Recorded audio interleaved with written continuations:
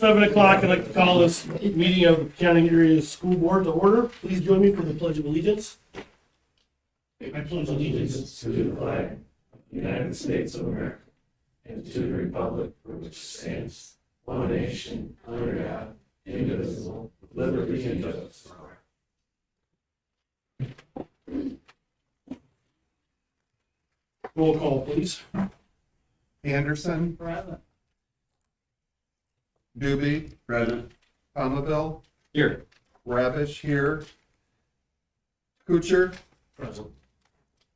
Jones and Bedifer absent. Thank you.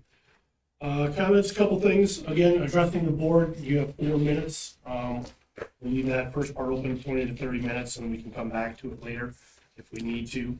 And it's not a Q&A, it's just to kind of get your thoughts out on what we're going to talk about or anything on dealing with the district. If you need to have questions answered, your best thing to do is contact the principal or the teacher or board office, and we can have a little bit better go-between in that atmosphere. Other than that, graduation was a great time, great weather, just went off really well, so staff did a really good job putting that together, and the kids did well too, so thank you.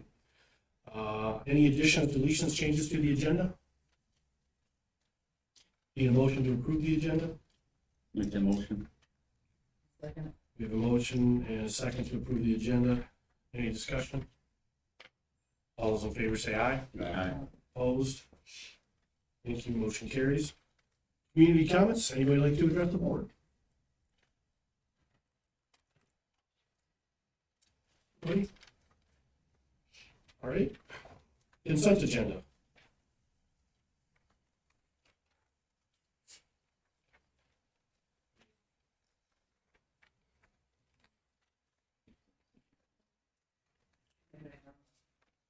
Do you have the numbers? And I make a motion to pay bills $659,318.82. We have a motion to approve the consent agenda along with the disbursement. Any discussion on these items? Roll call, please. Palmaville. Yes. Anderson. Yes.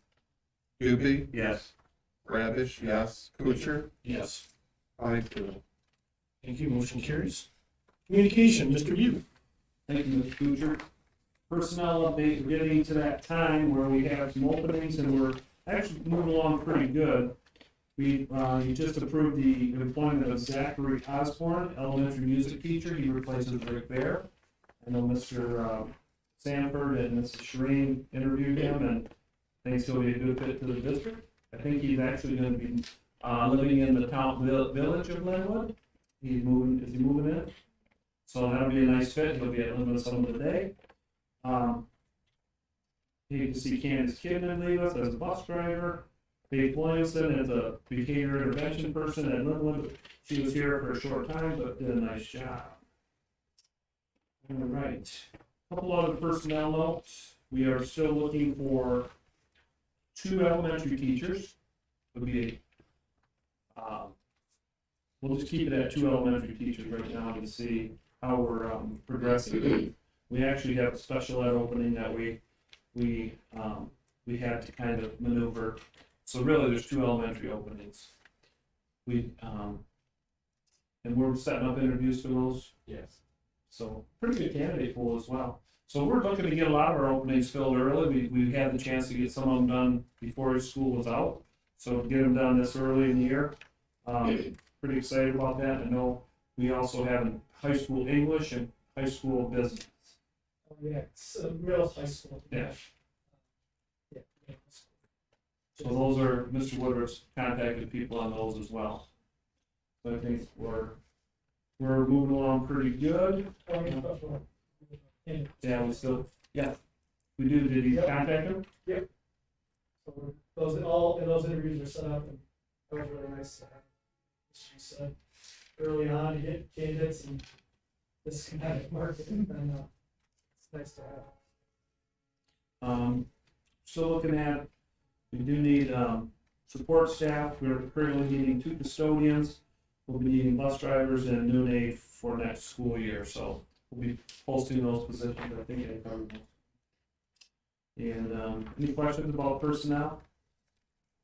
I know Tara down in Linwood has been working a few days here and there with Christine to get her feet wet. Sarah, our new curriculum person, has been active with Christine, and actually was down at the ISD helping out doing some interviews, so hopefully we can acclimate those people to their new positions and get them up to speed. Okay, facilities. The gym floor is being redone at this time, and as you can smell the stain in the background. They really do, the company is all they do is gym floors.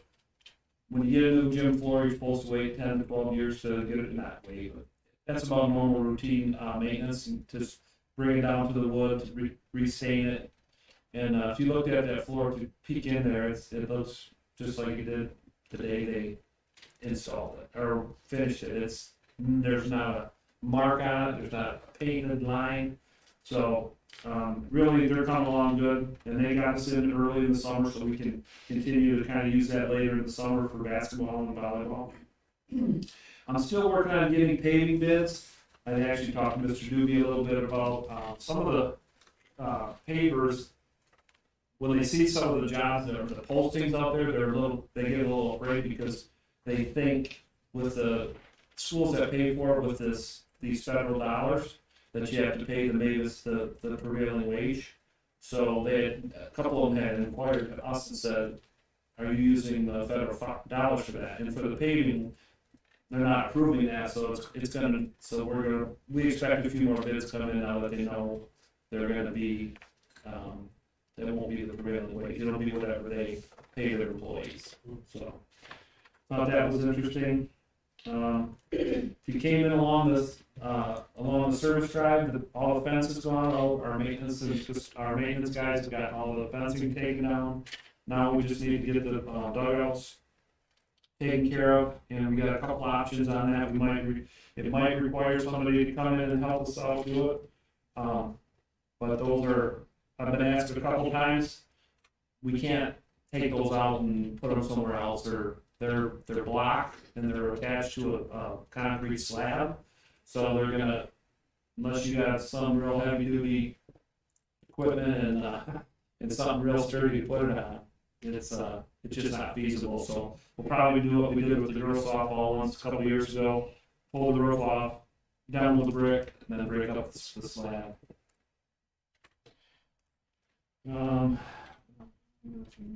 So, the consumers, I haven't heard from consumers, but the lighting project that we got approved is, consumers has to give me a final okay that those rebates are good, and that they basically have vetted the project, and so they're gonna let us know when we can move forward on that. But Bach Electric did get the bid on that, and they're ready to go. All right, I wanted to touch on the lockdown that we had recently at the high school, middle school. I know we had some questions about that, and I just wanted to go over the process. As we know, the timing was close to a recent shooting, but we did have to do the drill before the year got done, and that was communicated clearly. We went ahead with the protocols and made the staff aware that there was going to be, we don't normally do that, but because of the timing, there was some communication that there would be a drill. Unfortunately, there was an area that didn't get the message, and that's where we're still, honestly, we don't really know exactly what was said in those rooms. We just know that there was some escalation, and it led to some it was loud and it was somewhat confusing. So we're going to have to learn from that, make sure our students know what to do in those situations, make sure our staff de-escalates, make sure that they have the tools to make sure, because the last thing we want is a loud environment if it's an actual active shooter investigation. So those are some things we gleaned from that. Mr. Woodruff took a bunch of notes that we don't want to share publicly, but we do have some areas that we've looked at that we can work on this summer, as far as our physical physical plant here. But it was needed. Obviously, we want our staff and students to be prepared when those types of things unfortunately ever become reality. The one thing I did do is I spoke to Ryan Manns. Ryan Manns is the emergency manager for Bay County, and we coordinate with him. He's basically the person that checks our drills. Once we do it, we have to by law have these drills, and then when we have them, we post them on our website after the fact. So I talked to him, and he said, make sure from this, moving forward, I'll communicate this in writing. Call 911, not just our local, but 911 for all drills. And we have to get some of those, and we've been getting drills to him by posting them on our website. But I also talked to Terry Spencer, the Pinconning Police. He said that when we do drills, there will be the liaison involved, and that person, they will also call 911 as a check and a balance. So I think what we do from that is learn from it. Obviously we want to be prepared. Our staff was aware of it. We learned some very valuable things. Unfortunately, there were some students that were negatively impacted by it because they thought it was the real thing. And that's just something that, we never do drills. I mean, that we can never learn, use it as a learning tool. So any questions that you want me to answer?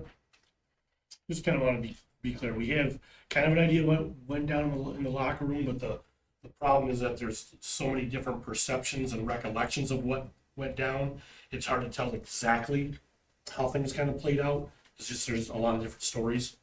Yes, and realistically, the drill was during an unstructured time, which one of them is required. And actually, when we talked to Trooper, when we had our tabletop in Trooper Birch, he mentioned that's where the schools really those drills are the most difficult when you have an open situation. I mean, it's when you have a lockdown and everyone's in the classroom and you say we're going in lockdown.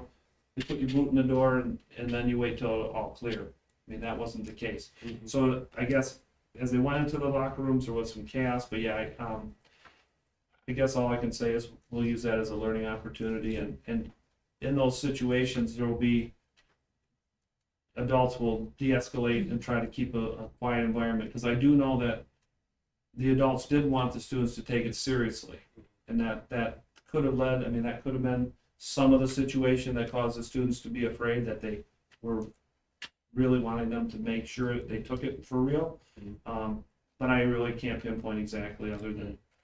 The other thing I want to tag on to that is, in my training, my school, and I know Tom Meinsberg worked with this school district too, is that it's about the students not reaching out to the parents on the phone, is to listen to the adult who's in the vicinity with you and to their instructions. That when the parents start to arrive at the school, then the police and those staff have to deal with those individuals, and they can't focus on the problem at hand. So we need not just the staff to be informed and cooperative, but we definitely need the students to do so, and not to call and to panic, but to listen to the instructions for the adults, so we can really get through this and not make a noisy situation and draw attention. So again, it takes a whole team. And again, for the most part, aside from probably that one little area, it went off pretty well. So again, and that's why we do it, practice it, so we can find these. And I think we found ways to get better. So appreciate that. And it's a difficult thing to do. It's bad that we have to do it. But I'm sure most people in the audience here remember doing, at least I do, preparing for an atomic attack back in the Cold War and hiding under your desk to shy away the nuclear bomb coming, but that's what I recall, so. Well, it's funny you said that, because I've been contacted by an individual in law enforcement who thinks that potentially could be put back on our radar. Civil awareness, those types of nuclear threats in today's environment, it might be something we may be looking at implementing as well. Those desks will protect you. They're solid. All right. Thank you. Any other questions for Mr. View? All right. Thank you, sir. Reports from administrative staff. So in your package, you should have received the 98B, which is our pool data, the update from that. So students took the benchmark testing fall, winter, spring, and ultimately end of year report showed that 70% of the students met the benchmark growth. All grades met or exceeded end of year goals based on the median benchmark growth expectations. At Linwood was at 70% of the students had their growth met, 63% at Central and 44% at the middle school. Included with that is our 9-12 benchmark. We had to create a different goal because they do not take the benchmark assessment, so that was based off of their final exams. And included on there, which was not required, but we added it, was the science and social studies percentages as well. Not required by the state, but we added it because then in the fall, our teachers can get this data information and review it and start looking at our end of year exams, semester exams, and say, why is the numbers what they are? And as always, there's always room for improvement. You can see some, our goal was 70% or 80% to meet the exams at 70% or higher. And again, at end of the year, that perception of students, if we're passing the class, how really are they performing on those assessments? And how are they going into those assessments to get the outcome? Because as you see, as students go higher in the grade levels, like our 12th grade at 87% and 88%. So of course, that walnut is that carrot that they're going after. So again, teachers will be able to see this data in the fall and try to make some adjustments, and always looking for growth, and see that this year. And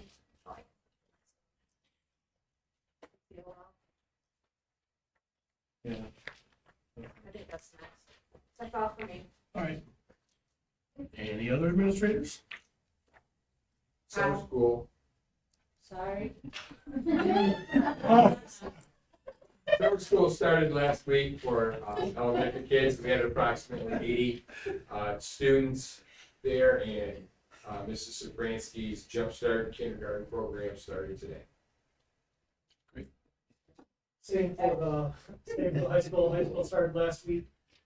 As Mr. Hughes said, we had candidates, more candidates than I expected for the positions that we have open, so that's been really pleasant to see that.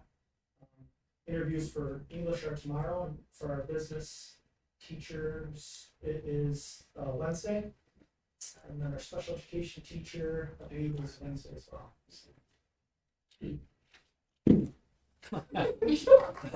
Anybody else? Anybody else? I'm not sure. So tomorrow, I have the auditors coming in for our pre-audit. They're gonna go over some stuff that they usually check before we adopt our final budget, so we can make changes in advance on some of the new money that, we just wanna make sure we've got in the right places for things. I have also been calling, to piggyback Mike's facilities thing, our vendors for capital outlays that we have out there, because there's some concerns about supply chain. And it sounds like some of the items are gonna get pushed into next year instead of landing in this year. The biggest one that I'm seeing is the PA system, and that's grant funded anyway, so it won't be a big swing on the budget, but there are a couple things that you guys have approved that may not get booked until next year. So we also are gonna have to do a budget committee soon. Kathy, I'm assuming, will be reaching out once Mike settles on a date and time. So your alternate, you might wanna pay attention in case. And there's I'll probably need a policy committee also. I push the policy back because they're with our attorney, they're going over our high school handbook, as I had mentioned. Yep. And getting him pinned down. We'll still have time if we get the first reading to the board in the end of June. So there'll be a June and July reading, so they'll have the handbook. But for some reason, let's say they don't finish with all the ins and outs and legalities, I mean, we could do a special meeting, or we'll figure something out. Okay. But I want that to be buttoned down before we adopt it. Any other administrators? Good. All right. Christine, you have the public act that you wanna do? Yeah, the, public comment on reading information to ECOL, which is our extended COVID learning plan. And this is required, we also require this every year. Basically, we're reconfirming that we're gonna continue our plans for next school year, the 22-23, is that we're going to follow the plan like we did this year. And know that if, COVID brings on, any spikes or situations, that we will readjust and go back to the synchronous, asynchronous plan if need be. Otherwise, we're gonna go with, students out, providing work as needed, et cetera.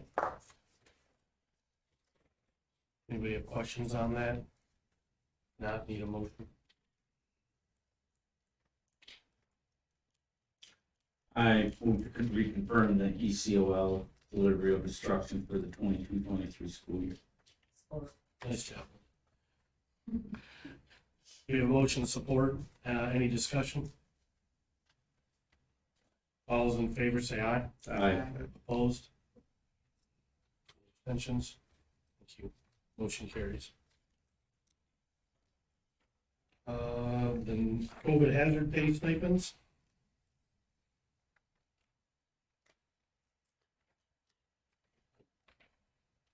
Is there any discussion on this? I wasn't here at the last board meeting. I'm not sure what you guys discussed on that. You want to discuss it first? Well, it's whatever your pleasure. If you guys have a motion, you can do the motion. We've got a motion. Discussion. I move to approve the district COVID hazard pay stipend as presented. Motion support. Any discussion on that? I do. Yes, sir. It's my belief that this is coming from ESSER funds, correct? Yes, sir. Okay, I want to make it public that it's not coming out of the budget that we're doing this, that it's coming out of ESSER funds, Yes. that it's not costing the district anything. And this is specifically for the COVID relief, to try to maintain and retain, employment and kind of for the hardships that employees had to have or go through in addition to normal duties that COVID brought on, and that is funded through that general budget. So that's the reason we're able to give that, and that's the purpose of it, and we want to share it as best we can. So, I'm glad you brought that up, Mr. Palmville. Any other discussion?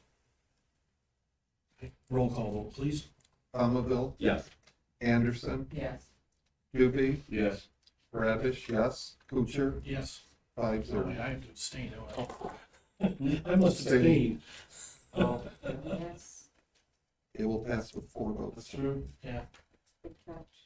So yes, four yeas, And 0, one abstain. and 1 abstention, thank you. Always forget that. All right, motion carries, thank you. Brings us back to public comments, or no, I'm sorry, board committees, do we have any, have that? No? No. Yeah, public comments? Anybody like to address the board? Yes, Ms. Fabi. Rhonda Ivy with the United Steelworkers Local 7652 president. I just want to take a second on behalf of the steelworkers to thank the board for your time and consideration with the hazard pay stipend. Thank you. Thank you. Glad to do it when we can. Anybody else like to address the board? Yes, ma'am. Erin Palmville. My daughter, I had 2 in the school the day of the lockdown. My youngest was in the lunchroom. I will say it again, and I've said it since that day. I'd rather have an imperfect drill than it be imperfect and do the real thing. She does not have a phone. I had an appointment at the school. Just coincidence. I walked in, she spotted me, she tried going home. I told her I'm 99% sure this office wasn't your next class. See you later. Sent her about her day. By the time she got home, calmed down, perfectly fine, walked me through it. She did not hear because they didn't shut up when they heard the PA. Because I asked her, I said, so the PA, come on, you guys just continue to talk. Yeah. It's your own fault then. From what I gather from the kids that were in that room, that teacher did everything right. That teacher made them, yeah, this is the drill, get behind me, you're not getting in front of me, we're not playing around. But the kids thought it was real because They were too busy and not following direction. I'm pretty sure Mr. Stanford taught them in elementary school. PA comes in, shut up. An imperfect drill is what they needed to find the areas. And now I knew what to talk with my child, what to do. So I think they need to take that besides just an extra. We definitely do. Thank you very much. Anybody else like to address the board? Again, thank you for your comments, for coming to the meeting. Discussion items? You have in front of you the evaluations for Mr. View. You can contact me if you have questions on those, how to fill them out or whatever. If you need specific data, you can contact Mr. View to help you answer some of these. I'm going to be out of town the following weekend, not this weekend, but if you guys could get them back by next Monday, try to pick them up hopefully Tuesday or Wednesday at the latest. So I'll call the office on Monday. If you don't have it, we'll reach out to you to try to get it Tuesday or Wednesday so I can compile it before the weekend. So I can get it all set for that meeting on the 27th or whatever it is.